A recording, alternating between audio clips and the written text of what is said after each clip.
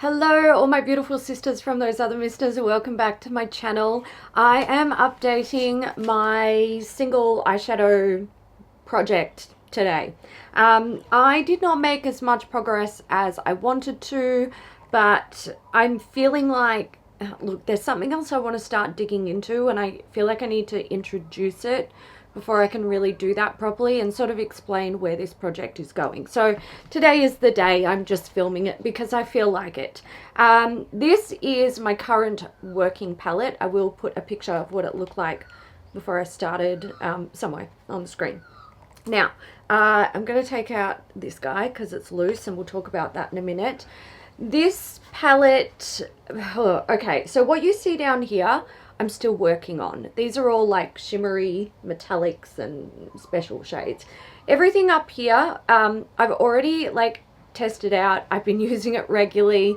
And I've just left it in this palette because they're the shades that I've been using to sort of support the shimmers and the metallics in the palette that I'm still trying to test out.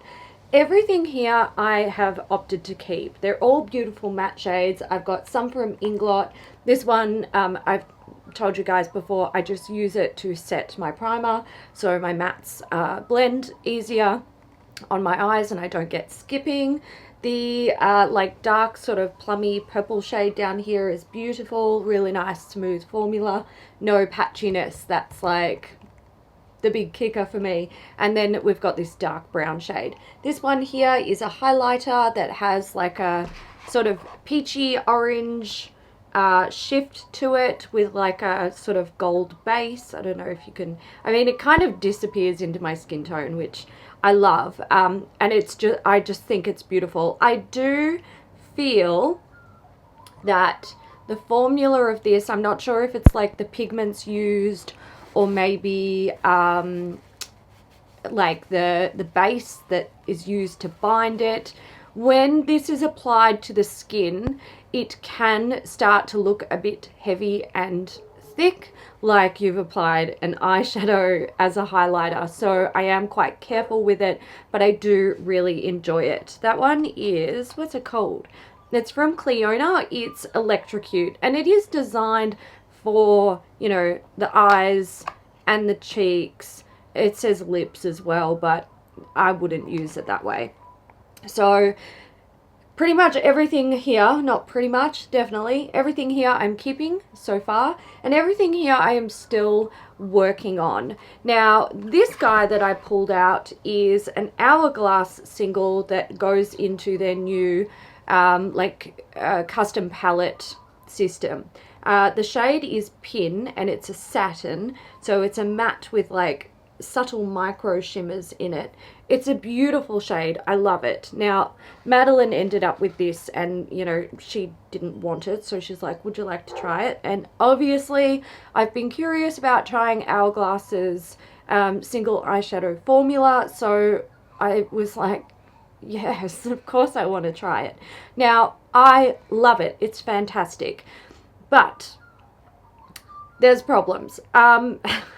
The problem is like sort of the delivery method, like the packaging it's in. So I believe that the Hourglass palettes are magnetic, but I don't know how it works because this is not magnetic in the palette. This will just like slide around. So I've never played with one. I've never even like looked at them in store because I'm just like, I'm never buying that. It irritates me.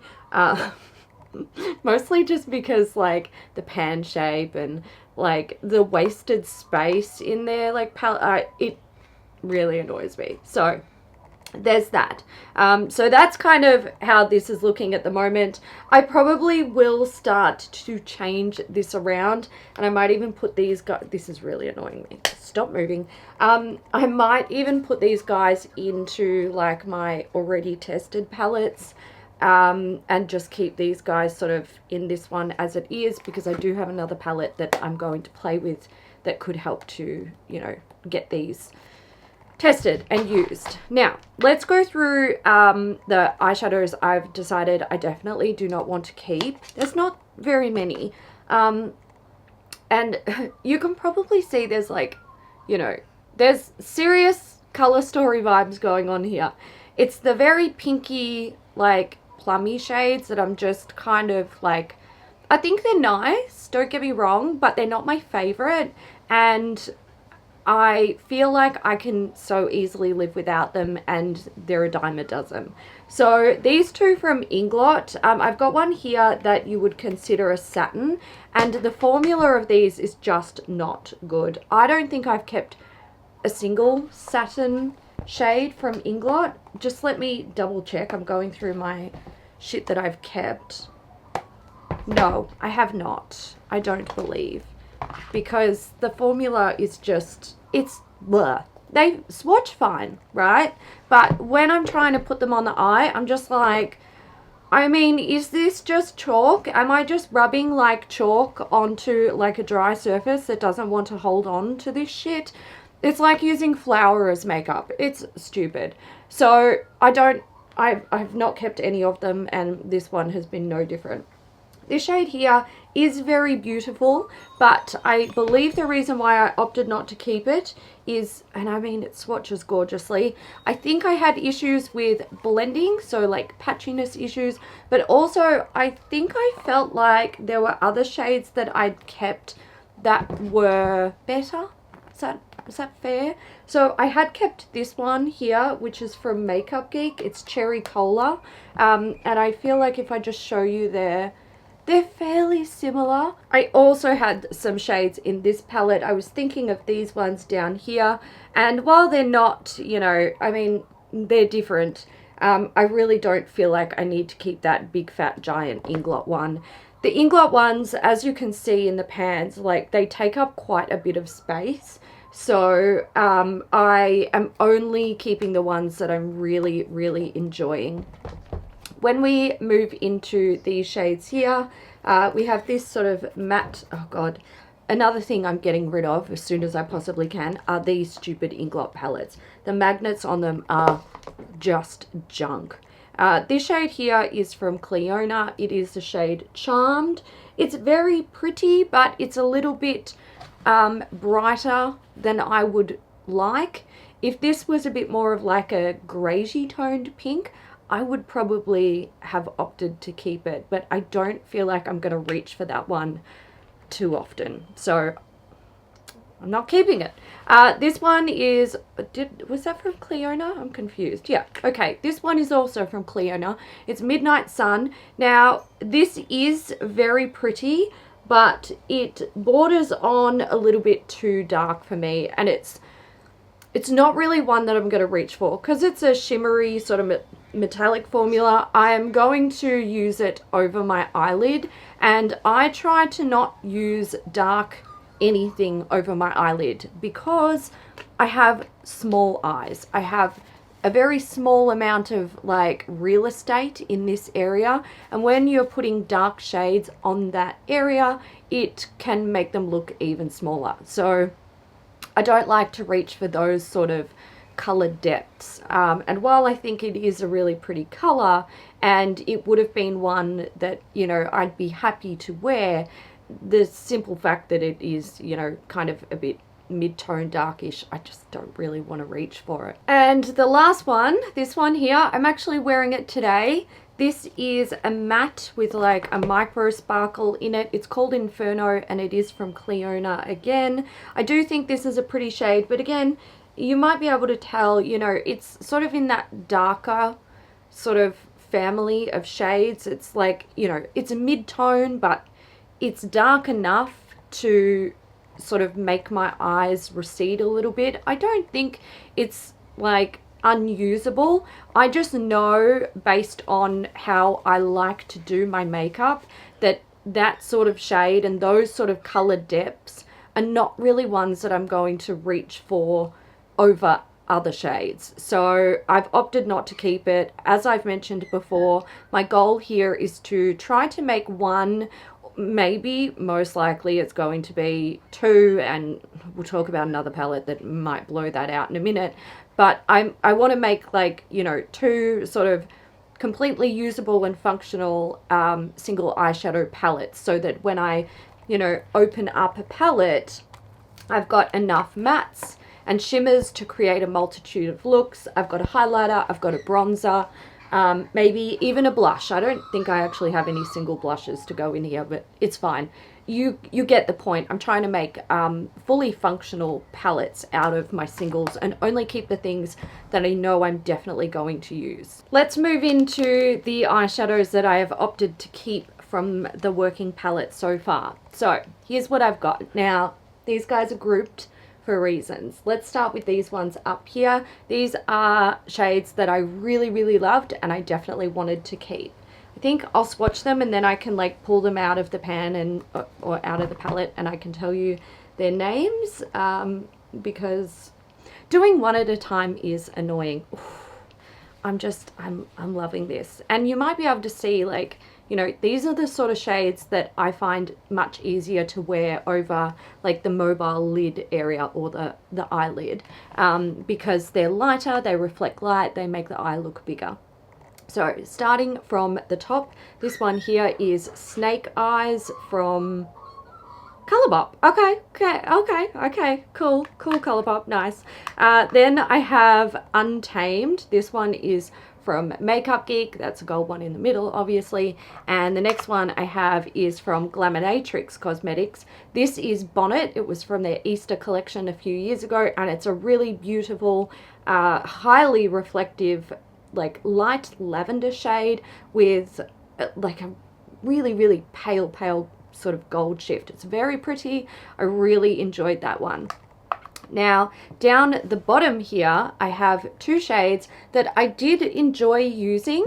However, my vibe with these ones is if my like final palettes, my final two palettes, are too full, then these are shades that I would be willing to declutter. So this one here is Filigree from Cleona Cosmetics. It's a pale, cool lavender shade, and the pink is also from Cleona. This one is called Pink Sugar. Both very pretty, but I feel like there's potentially going to be other shades over those that I would opt to keep. Now the next two are these guys, and these are kept separate so I don't forget which ones I need to talk to you about in this specific situation. These are two shades that came into my working palette outside of like the last update, essentially. So both of these were actually gifts from Madeline. One of them I've had for ages and totally forgot that I had, and found it and was like, oh my god, I have to use that and try it out. And the other one she gifted to me recently. Madeline's love language is gifting, which is so sweet, and I'm never mad when Madeline gives me a gift. Like, she knows my makeup preferences. My love language is physical touch, but it would be kind of weird to do that with Madeline besides like a hug. So I've got two shades here. Actually, let's put them down and I'll show you the swatches. So this one here is the one that she gave to me most recently. This is from Terra Moon's Cosmetics. Now, what I've tried from Terra Moon's, I really enjoy. This is Aurora Australis, and it's a multi-chrome shade. You can see there it's like pink to that beautiful olive green. There's some yellow sparkles in there as well. It is stunning. Now, the formula of this is very, very flaky. Best used with a glitter glue for sure to get that, like, you know, full intense pop. But you do have to be careful because it's that sort of flaky, thicker formula. If you put on too much, it can look heavy. I had a pretty good experience with it. I enjoyed it. I liked the effect. I actually wore it out to a birthday party one night, and someone saw it and they were like, oh my god, you matched your eyeshadow to your hair. And I'm like, I did. Thanks for noticing. So I really enjoyed that shade. It was beautiful, wore well too. And this one is from Glam Shop. This is one of their nude, or one of their holographic eyeshadows. Now, it's a true holographic eyeshadow. This is in the shade Nude Hollow. I'm not sure how I can sort of show you this the best way. Let's try and blend it out a lot. So this is an interesting formula. Can you kind of, I don't know. Hollow is so hard to show on camera, guys. We might turn the light. Oh no. Look, let's just play around until we get something happening. Yeah, I don't know. I don't know if you can really capture the hollow, but it has hollow glitter in it. So it's a micro glitter, and I would say that the formula that they've used, like the binding product that they've used to create this is it's quite tacky, and it has really good grip, but I feel like it needs to make hollow glitter actually stick on the eye. Now, the way that we get like the hollow effect is when the hollow pigment lays flat on the skin and then the light hits it at different reflections or different angles, sorry. Now, if you don't have the right type of formula with a micro sparkle hollow, it's not going to lay flat on the skin. It's not going to look holographic at all.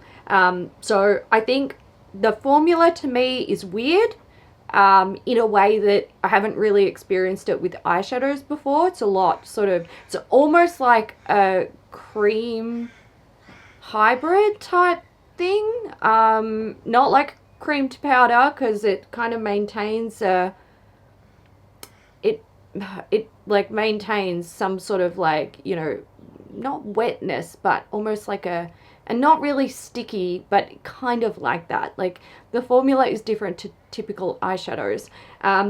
So it's weird to me in that aspect, but it also works and I enjoy it. So those two I'm definitely keeping, and they are being moved up the top with the ones that I'm keeping. Little update to show you how it's looking. This is what I'm keeping. These guys down here are all like, you know, I'll keep them if I have room. I might declutter them to make room for other shades. I also want to update you guys on the future of this project. Now, I have mentioned that at the end of this project, I want to start working on my normal eyeshadow palettes. I want to test all of them, and I'm going to just do it by alphabetical order because that's the easiest way, and I'll probably just do like monthly or like 2 monthly updates depending on, you know, how much I'm getting through with those eyeshadow palettes.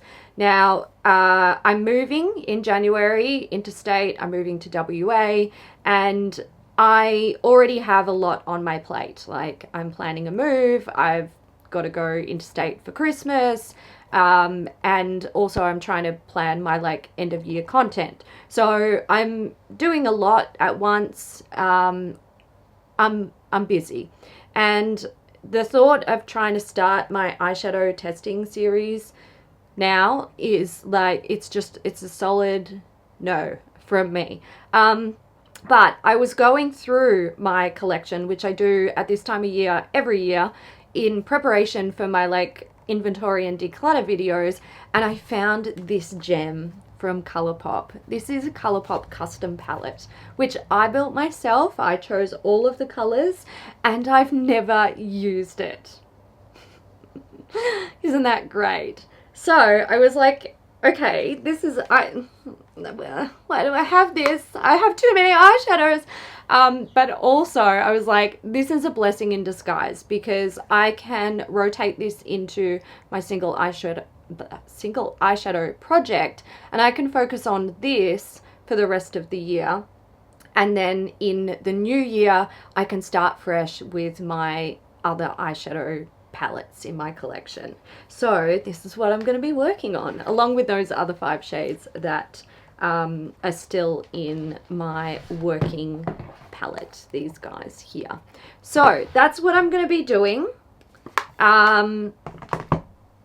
Wish me luck. It'll be fine. Like this, what I've got left will be a walk in the park. I would say this will take me a bit more than a month because I don't wear makeup every day.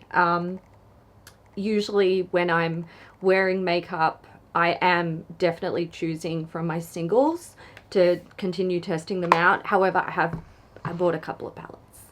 And I want to play with them. So I'm expecting this project to definitely stretch out into December, but I want it done by December because I want to put it to bed and be ready for a new project in 2023. Ugh. Anyway, that's the thing. 2023. Fuck, where did the year even go? Isn't it crazy? Oh my god. Anyway, I'm gonna leave it there, guys. That is the update. I'm decluttering 5 eyeshadows. Yay, go me. So that's great. And now I feel like I fucked up my outro, so oh god, we'll just start it again, shall we? I hope you guys enjoyed this video. Feel free to leave your comments down below, and I will catch you in the next one. Bye.